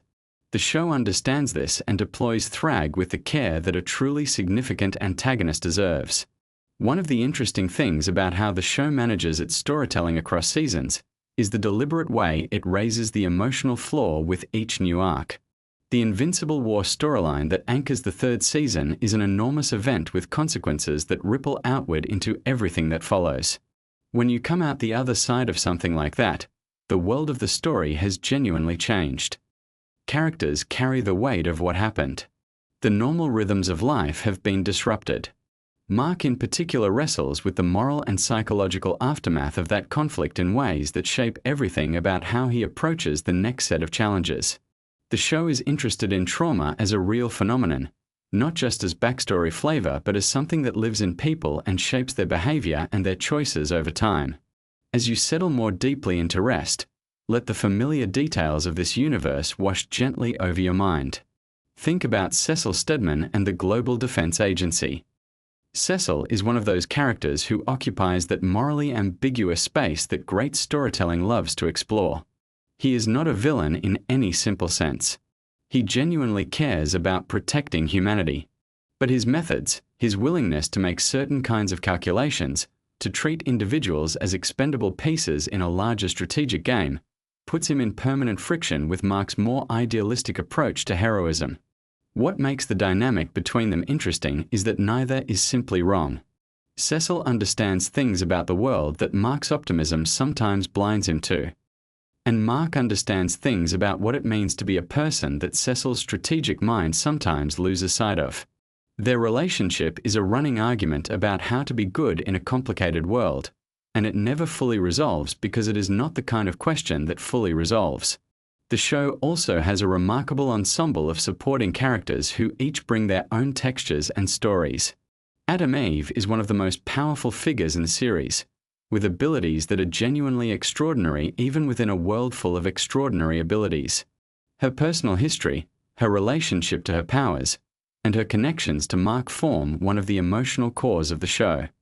The choices she makes throughout the story are not always easy ones, and the show honors the complexity of those choices rather than smoothing them into something simpler and more comfortable. William, Mark's best friend, represents something important in the story as well. He is a person navigating an ordinary human life in proximity to extraordinary events. His reactions, his humor, his moments of genuine fear and wonder provide a grounding perspective that the show uses skillfully. In stories about superheroes, the ordinary human characters can sometimes feel like furniture, present mainly to give the powered characters someone to save. Invincible treats its human characters with more respect than that. They have their own lives, their own concerns, their own evolution as the story progresses. The production process behind the animated show is genuinely demanding. The time required to animate an episode of this quality is substantial. Reports from the creators have indicated that a single episode can take somewhere in the region of 8 to 10 months to animate properly. This is one of the reasons why the gaps between seasons can feel long to eager fans. Quality animation at this level is not something that can be rushed without consequence, as the show has learned at certain points when budget and time constraints have made their presence felt in the final product. The commitment to getting it right, even when that means waiting longer, reflects an artistic integrity that fans ultimately appreciate even when the waiting is frustrating. Robert Kirkman's involvement in the animated version goes well beyond simply licensing his comics. He is deeply engaged in the creative process, working closely with the writers and producers to shape how the story is adapted and what new elements are introduced. His public appearances, including screenings and question and answer sessions for early episodes, reveal a person who is genuinely passionate about this story and these characters, someone who approaches the work with both excitement and a kind of earnest perfectionism. His self-criticism about certain elements of the original comics, the sense that he could have done things better when he was younger, is actually a mark of genuine creative seriousness. Most people do not get the chance to revisit their early work and make it better. Kirkman is using that opportunity thoughtfully. The long-term ambitions for the show are substantial. The current planning envisions multiple additional seasons, with the possibility of the story continuing well into the future as long as the creative and business conditions support it. The source material is rich enough to support this kind of extended run. The comics told a complete story with a definitive ending, which means the show has a destination it is moving toward, even as it takes its own path to get there. That sense of narrative direction, the knowledge that the story has somewhere specific it is going, is part of what gives the show its dramatic coherence. It is not simply generating content season after season without a plan. It is adapting a complete and finished story, which gives it a structural integrity that longer-running shows without a defined ending sometimes lack. Let your thoughts drift now to some of the smaller pleasures of the series. The title sequences each season contain their own hidden meanings and visual jokes. There is a tradition in the show of using the opening credits as a kind of puzzle or Easter egg, building in references and surprises that reward attentive viewing.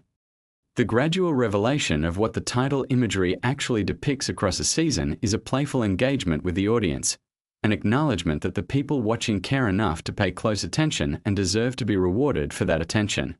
These small creative touches contribute to the feeling that the show is made by people who genuinely love what they are doing and want the audience to have fun engaging with it on multiple levels. The sound design and music of Invincible also deserve acknowledgement in any serious appreciation of the show. The sonic landscape of the series, from the score during quiet emotional scenes to the audio design during the larger action sequences, is carefully crafted to serve the story. Music in animated shows can sometimes feel generic or disconnected from the specific emotional needs of individual moments. Invincible takes a more intentional approach, using its audio elements to reinforce and deepen what is happening on screen. Consider for a moment the broader significance of what Invincible has accomplished within the landscape of superhero storytelling. The genre has been dominant in popular culture for an extended period now, and that dominance has come with a certain formula, a set of expected rhythms and emotional beats that audiences have become very familiar with. Invincible operates within the superhero genre while consistently pushing against its conventions. It asks harder questions, accepts more difficult answers, and refuses the comfort of easy resolution. That willingness to be genuinely challenging while remaining genuinely entertaining is not as common as it should be, and it is one of the primary reasons the show has earned such devoted appreciation from its audience. The relationship between generations is one of the thematic threads that runs through the entire story. Mark is defined in large part by his relationship with his father and what he does with the legacy that father has left him, both the heroic aspects of that legacy and the deeply problematic ones. How do you take what you have inherited and make it into something that reflects your own values rather than simply perpetuating what came before? That question sits at the heart of Mark's journey, and it resonates well beyond the specific circumstances of superhero mythology. It is a fundamentally human question about identity and inheritance and the work of becoming your own person. As the night deepens around you and your body sinks further into rest, let these stories settle softly in your mind. The world of Invincible is vast and strange and full of characters who are doing their best in circumstances that frequently overwhelm them. There is something reassuring about that, actually. Even people with extraordinary power struggle with ordinary human problems.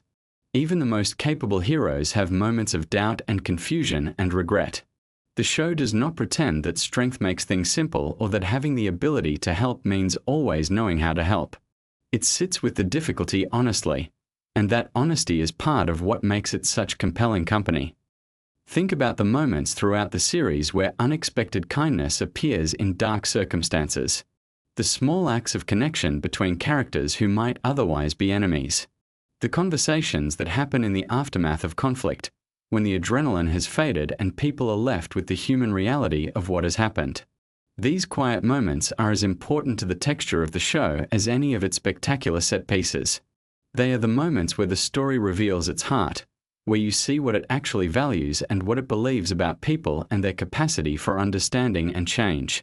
The future of the story holds many things.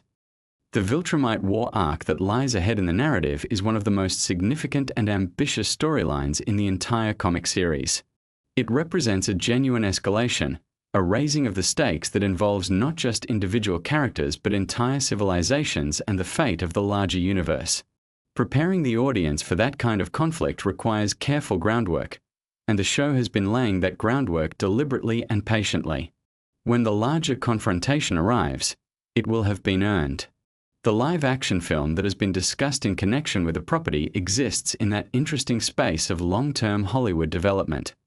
The possibility is real, but the timeline is genuinely uncertain, and the relationship between the animated series and any eventual live-action adaptation is something that will have to be navigated carefully. Stories that exist in multiple formats simultaneously can become complicated, and the creative decisions about how to manage those complications will matter for both versions of the story. For now, though, the animated series stands on its own as one of the finest examples of its kind. It is a show that respects its audience's intelligence, takes its characters seriously, and commits fully to the emotional consequences of its narrative choices. In a media landscape that often opts for the safe and comfortable, Invincible continues to choose the interesting path, the more demanding path, the path that requires its characters and its audience to engage fully with what it means to try to be good in a world that resists simple answers. And as you rest now, as your breathing slows and the sounds of the day fade away, carry with you the quiet satisfaction of knowing there is more of this story still to come. More adventures, more challenges, more of the emotional honesty that makes this world worth inhabiting in imagination. The best stories have a way of staying with us even after we have closed our eyes, settling into the deeper parts of our minds where they continue to do their work. Invincible is that kind of story. It earns its place in the imagination and holds it with something that feels almost like genuine affection between the story and the people who love it. Let yourself drift now. The world of Mark Grayson will be there when you return to it. For now, there is only the quiet and the rest and the slow, pleasant dissolving of the day into the soft darkness of sleep. You are safe. You are comfortable. And the stories will be waiting for you on the other side of tonight.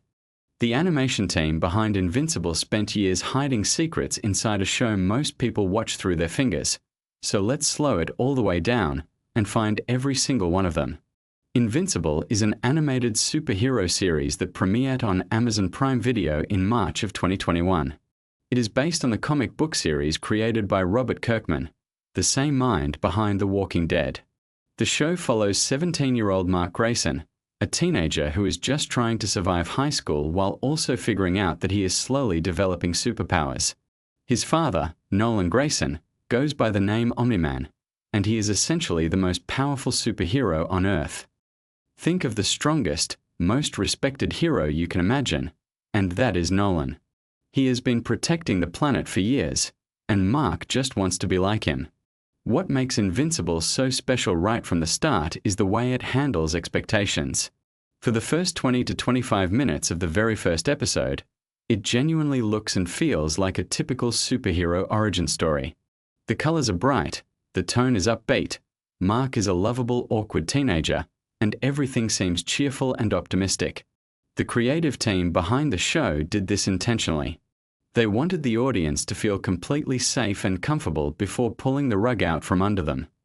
That tonal bait and switch is one of the most talked about decisions in the entire first episode, and it works spectacularly. The show is produced by Skybound Entertainment, which is Robert Kirkman's own production company, giving him a level of creative control that a lot of comic creators never get when their work is adapted. Kirkman actually served as an executive producer on the series, meaning he was deeply involved in the decisions being made about how the story would translate from page to screen. That involvement shows in how faithfully the series respects the source material, while also finding smart ways to expand and breathe new life into it. One of the first things you notice about Invincible is its voice cast, and it is genuinely one of the most impressive assembled for any animated project in recent memory. Stephen Yeun voices Mark Grayson, bringing this warm, earnest quality to the character that makes you root for him immediately. Stephen Yeun is best known for his live-action work, including his role in The Walking Dead and his Oscar-nominated performance in the film Minari. His involvement in Invincible speaks to how seriously the production took the project. This was not a casual animated gig. This was a full commitment to bringing depth and authenticity to the character. Yotka. Simmons voices Omni-Man, and honestly, the casting is so perfect it almost feels like it was inevitable. Simmons has this natural commanding authority in his voice. When Nolan speaks, you listen. There is a weight to every word, a sense that this is a man who has seen and done things that most people cannot comprehend. And as the season progresses and we learn more about who Nolan truly is, that vocal authority takes on a much more unsettling quality. The way Simmons modulates between warm father and terrifying force of nature is genuinely impressive work.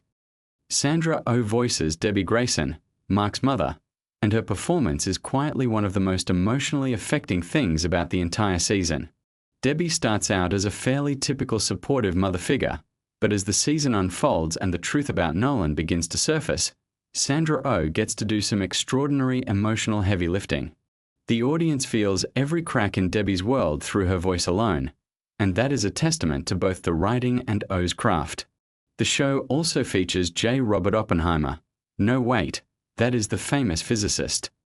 The show features Zazie Beetz as Amber, Mark's girlfriend, Gillian Jacobs as Adam Eve, Andrew Rannells as William, and an almost absurd number of celebrity cameos and supporting roles that pop up throughout the season. Mark Hamill is in the show. Walton Goggins is in the show. Seth Rogen and Evan Goldberg, who are actually two of the showrunners, both provide voices. The sheer density of talent in this cast is something that fans talk about frequently. Now let us talk about the animation itself, because this is something that deserves real appreciation. The show is produced by Skybound Animation in partnership with Amazon Studios, and the animation style is deliberately reminiscent of classic American superhero cartoons from the late 90s and early 2000s. Think of that era of animation where everything had clean lines, expressive faces, and dynamic action sequences. The show channels that nostalgic energy while simultaneously pushing into territory that those older cartoons would never dare to go. The color palette of the show is worth noticing. In quieter, more domestic scenes, the colors are warm and a little soft. There is a comfort to those moments, a visual language that says everything is fine, everything is normal. But when action sequences begin, and especially when violence escalates, the colors become more saturated, more intense. The show uses color as an emotional guide, steering your feelings before the dialogue or action even registers consciously. One of the more interesting technical decisions made by the animation team involves the way blood and injury are depicted. This is a show that does not shy away from the consequences of superhero combat. When people get hurt in Invincible, it looks like it hurts. This was a deliberate creative choice rooted in a specific philosophy. The creators wanted the violence to feel meaningful rather than consequence-free. In most superhero content, characters trade blows without any visible lasting damage, which can make the stakes feel artificial. Invincible refuses to let that happen.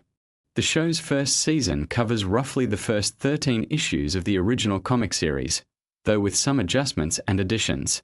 The pacing is notably different from the comics, with the television adaptation taking time to develop relationships and emotional dynamics that the comics sometimes moved past quickly. This was a smart adaptation choice because television audiences need to feel emotionally connected to characters before those characters are put through difficult situations. By the time the season reaches its pivotal moments, you genuinely care about everyone involved. Let us talk about Adam Eve for a moment, because she is one of the most fascinating characters in the season. Eve Wilkins has the ability to rearrange matter at a molecular level, which makes her arguably one of the most powerful characters in the entire show.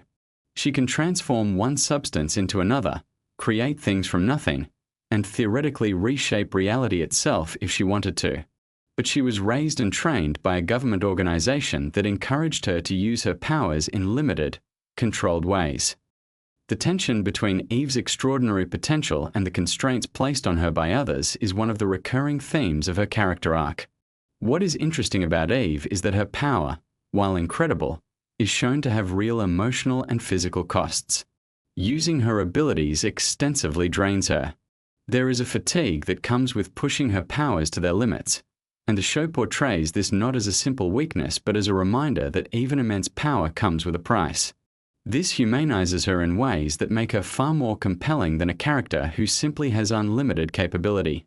The Guardians of the Globe are another element worth exploring. These are Earth's premier superhero team in the Invincible universe, essentially the Justice League equivalent of this world. They are powerful, respected, and seemingly unstoppable. The show introduces them with genuine affection, letting you spend just enough time with them to appreciate their personalities and dynamics. There is Dark Wing, who has an obvious Batman energy.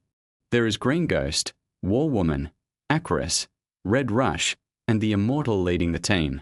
Each one is distinct enough to feel like a real character rather than just set dressing. The decision to invest even a small amount of time developing the Guardians before the end of the first episode is a masterful storytelling choice. Because what happens to the Guardians in the final act of that first episode lands so much harder when you have already started to feel something for them. The show knew exactly what it was doing, and it executed that setup with precision. Cecil Stedman is a character who deserves a lot of attention. He is voiced by Walton Goggins, and he runs a secret government organization called the Global Defense Agency. Cecil is genuinely one of the most morally complicated characters in the entire season. He is not a villain in the traditional sense, but he is absolutely not a hero either. He operates in a world of hard choices and calculated sacrifices, and he makes those choices with a cool, almost clinical detachment that is deeply unsettling when you think about what it actually means in practice. The interesting thing about Cecil is that nearly everything he does is technically in service of protecting humanity.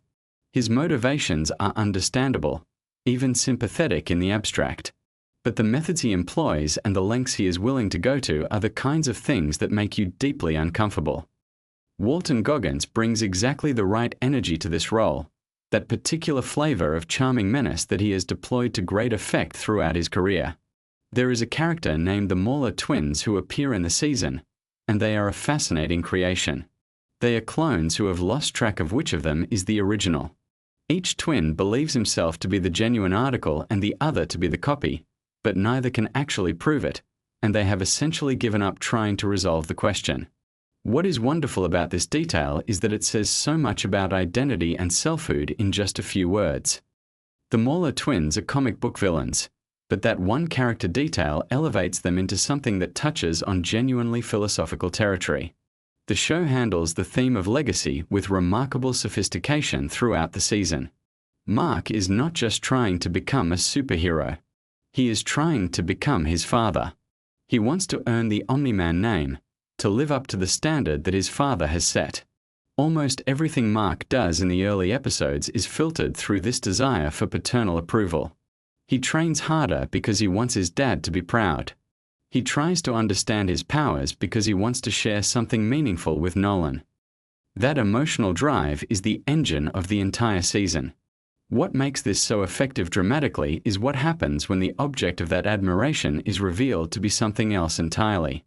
When the truth about Nolan begins to emerge, it does not just change how you see Nolan. It recontextualizes every warm father-son moment that came before it. You replay those scenes in your mind and you read them differently. That retroactive reframing is one of the most powerful storytelling techniques available, and Invincible deploys it with devastating effectiveness. The show includes a sequence in episode 4 that is particularly worth mentioning. Without getting too deeply into the specifics, there is a mission involving a group of superpowered teenagers that goes genuinely and horribly wrong. The sequence is difficult to watch and intentionally so. But what is remarkable about it is how the show handles the aftermath. The emotional and psychological consequences of what happens are not swept under the rug. Characters grieve. Characters struggle. The show insists on sitting with the weight of what occurred rather than moving past it quickly, and that commitment to emotional honesty is one of the things that separates Invincible from most superhero content. Teen Team is the junior superhero group that Mark occasionally interacts with, and their dynamic is interesting because it mirrors a lot of typical teenage social structures. There is hierarchy, there is competition, there is the particular awkwardness of young people trying to prove themselves. Atom Eve is part of this group, as is Rex Blode, whose relationship with Eve is one of the season's more grounded and relatable emotional threads. Rex is charming in a frustrating way, the kind of person who is easy to like and easy to be annoyed by simultaneously, and the show uses that quality to great effect. The music in Invincible is something that does not get discussed enough. The score was composed by John Paisano, and it does extraordinary work throughout the season. Paisano understands that music in a show like this needs to serve multiple emotional registers. There are moments when the score needs to swell with genuine heroic energy, and Paisano delivers that. But there are also moments when the music needs to be quietly ominous, threading a sense of unease beneath a scene that looks perfectly ordinary, and Paisano handles those moments with particular skill. The tonal complexity of the score mirrors the tonal complexity of the show itself. Let us take a moment to appreciate the show's approach to world building, because it is genuinely impressive. The Invincible universe is enormous. There are multiple alien civilizations, secret government programs, interdimensional threats, and dozens of established superheroes all coexisting in the same world. And yet the first season never feels overwhelming. The world building is introduced gradually and always in service of the story being told in the moment. You never feel like the show is stopping to explain its mythology. Instead, the mythology emerges naturally through character interactions and plot events. The Viltrumite civilization is the most important piece of world building in the season, and the show is remarkably patient about revealing its full significance. Viltrumites are Nolan's people, a warrior race of near-indestructible beings who have built an empire spanning thousands of worlds. The show drops hints about what this means throughout the season before finally laying out the full picture in the closing episodes. By that point, the implications are staggering, and the audience is fully equipped to understand exactly why what they are learning is so devastating. The relationship between Mark and his best friend William is a lovely thread running through the season. William is not a superhero. He does not know about Mark's powers for most of the season. He is just a regular kid who is trying to figure out his own identity, including his sexuality, which the show addresses with a refreshing matter-of-factness. William's storyline is small compared to the superhero drama happening around it, but it is vital because it keeps Mark grounded in a recognizably human world. Without William, Mark might float away entirely into the superhero narrative and lose some of what makes him relatable. There is a character named Damien Darkblood, a demon detective, who shows up in a handful of episodes investigating the mystery of what happened to the Guardians of the Globe. Darkblood is a fascinating creation, a figure from hell who has chosen to spend his existence solving crimes rather than committing them. He is given almost no backstory, and yet he manages to feel fully realized through a combination of sharp design, economical writing, and excellent voice performance. He is the kind of character who could carry his own series, and his departure from the show's story is handled in a way that is simultaneously satisfying and quietly melancholy. The show's finale is one of the most emotionally intense pieces of superhero storytelling ever put to screen. The confrontation between Mark and Nolan that serves as the season's climax is a long sequence, almost uncomfortably extended, and that length is part of what makes it so effective. This is not a quick, clean resolution. It is a prolonged, brutal reckoning that refuses to give either character or the audience an easy out. The emotional content of that sequence, the love and betrayal and grief and desperation tangled together, is handled with a sophistication that rivals the best dramatic television regardless of genre. J.K. Simmons' vocal performance in that finale sequence is something that people who worked on the show have pointed to as one of the highlights of the entire production. The range he covers, from cold authority to something that sounds disturbingly close to pleading, across the course of that conversation is remarkable. And Stephen Yeun matches him completely, delivering a performance that captures exactly what it feels like to have the person you most admire in the world reveal themselves to be something you cannot reconcile with the image you held of them. The show was renewed for a second and third season before the first season had even finished airing, which speaks to the confidence Amazon had in the property. That confidence was clearly justified given how the show was received by both critics and audiences. The response to Invincible Season 1 was remarkably enthusiastic, with particular praise going to the voice performances, the animation quality, the writing, and the willingness to take the genre seriously rather than treating superhero stories as inherently lightweight material. One of the more interesting behind-the-scenes facts about the production involves the sheer number of episodes that were developed simultaneously. Because Amazon ordered multiple seasons before production was complete, the creative team was able to plan long-term story arcs from very early in the process. This kind of structural freedom is rare in television, and it shows in the writing. The first season plants seeds that will pay off much later, and the team was able to do this knowing that they would actually have the chance to deliver on those promises. The design of Omni-Man's costume is worth a brief appreciation. It is deliberately simple, almost aggressively so compared to the intricate designs of other characters. The black cape, the dark suit, the large mustache that became an internet sensation unto itself. The visual simplicity of Omni-Man's design communicates something important about the character. He does not need elaborate armor or flashy technology. He is the weapon. Everything about him is contained in his physical presence, and the stripped-down costume reflects that. Cecil's scarring, the visible damage to his face, is a visual element that carries significant narrative weight. It represents a story from the past, a consequence of decisions made long before the events of the first season. The show does not rush to explain it. The scars are simply there, a constant physical reminder that this world has a history full of difficult choices and real consequences. That kind of visual storytelling, letting a design element communicate character backstory without explicit exposition, is one of the hallmarks of sophisticated animation. The first season of Invincible also does something interesting with the concept of heroism itself. The Global Defense Agency, Cecil's organization, represents a certain pragmatic approach to protecting humanity. They make deals that are morally uncomfortable. They deploy assets in ways that could be described as using people rather than working with them. Their effectiveness is real, but so is their willingness to compromise on ethical questions when the stakes are high enough. This creates an ongoing tension about what it actually means to protect the world and whether good intentions justify troubling methods. Mark wrestles with this tension throughout the season, and his discomfort with some of what Cecil represents is an important part of his character development. Mark is not naive exactly, but he holds onto an idea of heroism that is fundamentally about doing good rather than just achieving good outcomes. The difference between those two things, and the question of whether that distinction can survive contact with a world full of genuinely terrifying threats, is one of the season's most intellectually interesting questions. There is a lovely detail about the way the show depicts Mark's school life. His high school feels genuinely lived in rather than generic. The social dynamics, the particular rhythms of teenage existence, the way time moves differently at that age, all of it feels observed and authentic.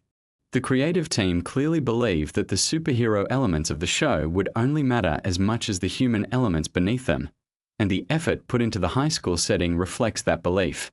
Amber as a character gets some criticism from certain viewers who feel she is not developed enough in the first season, and that is a fair observation in some respects. But it is also worth noting that Amber demonstrates a grounded practicality and emotional intelligence that distinguishes her from the typical love interest in this kind of story. She is not waiting to be defined by her relationship with Mark. She has her own values, her own sense of purpose, her own lines she will not cross. Those qualities are established quietly, but they are there if you are paying attention. The show uses a specific narrative technique that might be called delayed revelation, where information is withheld not to manipulate the audience but to replicate the experience of a character who does not yet have access to that information. We learn things when Mark learns them, and we are disoriented when Mark is disoriented. This creates a powerful sense of alignment between the audience and the protagonist that makes every discovery hit with the emotional force of a personal revelation rather than a plot update. There is something worth noting about the show's handling of grief, particularly in the later episodes. When characters experience loss, the show gives that loss room to breathe. There are quiet scenes that exist specifically to let the weight of what has happened settle on both the characters and the audience. This is a discipline that a lot of action-focused storytelling lacks. Invincible understands that audiences need to feel the cost of events before moving on, and it honors that need consistently. The season concludes with Mark fundamentally changed from the person he was in the first episode, but not in a way that feels arbitrary or forced. Every development in his character arc traces back to specific experiences and relationships and choices. His transformation feels earned rather than imposed, which is one of the most important qualities a season of television can have. When you finish watching and you think back to where Mark began, the distance he has traveled is genuinely striking. One final thing worth sitting with as you drift towards sleep is just the broader significance of what Invincible Season 1 accomplished in the landscape of superhero media. It demonstrated that the genre could support genuinely complex, emotionally sophisticated storytelling without sacrificing entertainment value or accessibility. It took the things that make superhero stories compelling and used them as a foundation for something that asked harder questions and demanded more from its audience. And it did all of this while still being completely, thoroughly watchable, the kind of show that pulls you through episode after episode without you quite realizing how much time has passed. The legacy of this first season is a show that earned its place among the most celebrated animated series of its era, not just among superhero content but among ambitious storytelling more broadly. It reminded audiences and creators alike that animation is not a limitation but a possibility space, a medium capable of things that live action cannot always achieve, and that the stories told there can be every bit as affecting and meaningful as anything else on your screen. So as you settle in tonight, let these details and stories drift through your mind. The care taken with every voice performance, the deliberate visual choices, the patience of the storytelling, the richness of the world that Kirkman and the creative team built together, the way a teenage boy trying to be like his father became one of the most resonant origin stories in superhero fiction. All of that is waiting for you to revisit it, to notice new things, to appreciate how much craft went into every single frame of this extraordinary first season. Rest well. The world of Invincible will be there when you wake up.